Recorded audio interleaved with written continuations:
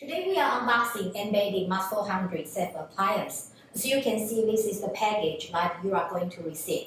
So unbox the carton, you will see the cable management arm and the mounting rail, and in the middle is the Mas400 arm server, the main body. So let's move it to the table right now. The Mas400 Ceph Appliance here. As you can see on the sideway, there is the nuts for the mounting rail. And to open the box, you just need to unscrew here, then slide the top cover.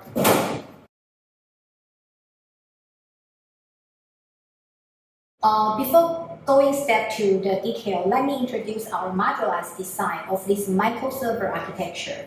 So as you can see here, we have the microserver is modularized. It's just like a business card size, and we have 8 microserver here, and every microserver is equipped with 2 SATA interface, one for the blue stove for the Ceph storage, and one for the data disk. Here, for the data disk, you could put the 3.5-inch hard drive, or you could put the 2.5-inch SSD. Depends on the performance you are looking for. And also, you can see here, we have 2 in-chassis switch module. Each in-chassis switch module offers 2 times 10 gigabit port for the uplink and the in-chassis connection. And here we have the BMC module for the remote control and the remote management of the entire server. As you can see here, we have 5 very tiny and small fans. Why is such small? Because the entire unit, it doesn't require super power consumption. It's just very low heat generate by the operation. So the airflow will suck in here, then go to here, and go to the real side of the Mas400. And here is the power module. We have the redundant power module. The 2 module is on the active mode. So you don't need to worry for the power shortage for the connection. Here, let me introduce the most interesting part of the microserver architecture is the 1 data disk to 1 microserver module. So you can see each hard drive is just dedicated to 1 microserver. So you could imagine it's just like 8 independent Linux servers. They cooperate and living together in this one U chassis, Mas400. And also, for the Mas400, let me go to the detail on it. Each Mas400, you have quad-core on chip, and also 4 GB DDR4 memory. And for the onboard system disk, the eMMC, you have 16 GB for your operating system, your Linux kernel, and the Ceph storage. Also, our management GUI software. So every microserver, they cooperate to each other, but they independent operate by themselves as well. So in summary, in such one U chassis of the ARM server, you have in total 32 core SoC and 32 GB memory in total. And for the uplink, you enjoy 4 times 10 GB port for the uplink connection.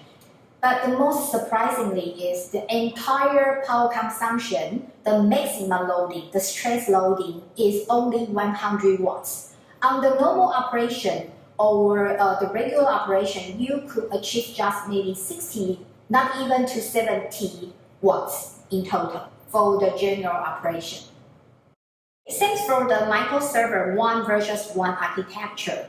You don't need to worry to use the very large capacity hard drive because one disk failed or just related to 1 microserver non-function, and 1 microserver fail just result in 1 disk unavailable to use. So with this reason, our customer, they enjoy to use very large capacity in the hard drive. For example, here you can see there are preload with the 18 terabyte hard drive. So in one U chassis, you could enjoy the raw capacity up to 144 terabyte in total. This is just for the 18 terabyte hard drive. You could even use the 20 terabyte hard drive.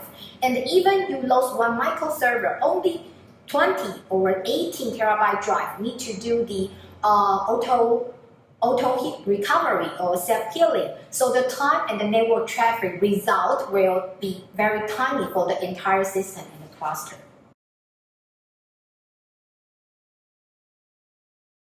So for your concerns on the future replacement and maintenance, this modularized design is also very beneficial for the future maintenance. For example, you can see the microserver module, the M.2 slot, the in-chassis switch module, also for the hard disk bay or the SSD bay, they are all hot swappable. You could replace it one by one without impact to his neighbor or the other module. For example, for the microserver module, you just need to unscrew this one and take it away. It will not result any bad influence for the neighborhood of the microserver module. And for the in-chassis switch, they are also hot swappable and you could replace it. You just unscrew here, take it away, it will be okay. As you can see, we have the high availability design on this two in-chassis switch module. So one module fail, it won't cause the entire unit not working. You just reduce half of the bandwidth on it. This is the real side of the MAS 400. So you can see we provide a combo port for the Ethernet connection. So you could either use the fiber optic or use the Cooper RJ45 port. So depends on your top of the rack switch connector type. And also here you have the BNC port connect to your management net. And this is the front panel of the MAS 400. So you have the power button, you have the reset button through the BNC module. You also have 8 LED lighting to indicate you the working mode of each microserver. So if all the 1 to 8 indicate on constant green color, so that means the system is working well, it's on working mode. As you know, our MAS 400 Ceph Appliance, we also provide a UVS Manager. It's a web management GUI for the Ceph cluster. So using the UVS Manager, you could indicate the failure module through the LED lighting. So this allows the operator to do the maintenance and the replacement of the failure module.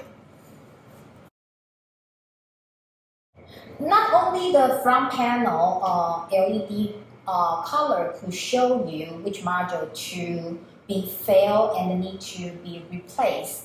We also have the LED lighting on the behind of each hard drive slot. So you can blink the failed hard disk to show your operator which drive to be replaced.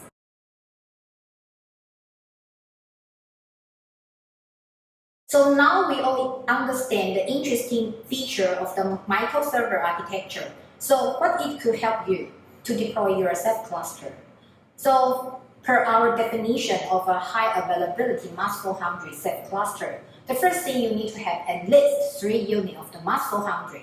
So you could define 1 monitor per chassis. So when you receive older package of the MAS 400, the first thing you preload the disk. No matter it's the hard disk or 2.5-inch SSD.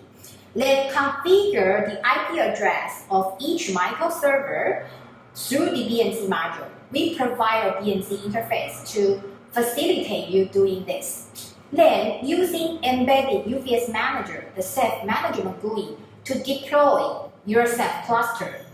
Then you could define your monitor node. You could define your OSD node. You could also define your NVS node if you are going to use the Ceph system or Sandbox or NFS. If you are going to use the Ceph system, you need to configure at least 1 active NDS and 1 standby NDS. With the aid of our UVS Manager, the Ceph Management GUI, you could deploy a Ceph cluster about 300 to 400 terabytes with 3 to 4 units of the MAS 400. The entire procedure of the deployment, which will cost you about 1 hour.